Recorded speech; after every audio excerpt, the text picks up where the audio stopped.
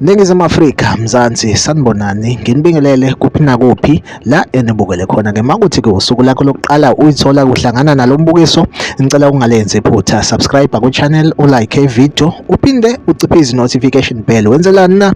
Wenzela ukuthi-ke ngaso sonke isikhathi-ke mangiphosta ivideo ekuyona-ke le nkundla, wena-ke bese-ke uthola i-notification, then bese uyangena kuleyo video uyayibuka. Ziku-Trend TV siyaqinisekisa ukuthi-ke sikulethela-ke lolo daba olusuke lithenda ngalolo suku. Ey'ngane zakwethu kuthiwa-ke laphana-ke ey'kaMkhwanazi NIU leyo, kuthiwa-ke laphana-ke endaweni yaseMlazi laphana-ke ka-D section, kuthiwa-ke laphana-ke kunomuntu obesatshwa kakhulu umphakathi, esabisa nomphakathi. Kuthiwa-ke amaphoyisa-ke laphana-ke NIU kuthiwa-ke amhlasele-ke la ahlala khona, kuthiwa-ke afika nokha, kwathiwa-ke yithi amaphoyisa, kuthiwa-ke le ndoda ayibange isabuza, ivele yaphendula ngenhlamvu. Then NIU yathi-ke mfana-ke ufike ekhaya, then-ke kuthiwa-ke lo mnumzane ube eseshawa kanjalo-ke waphelela lapho laphana-ke ka-D eMlazi laphana-ke eThekwini. Ayisikayitholi-ke information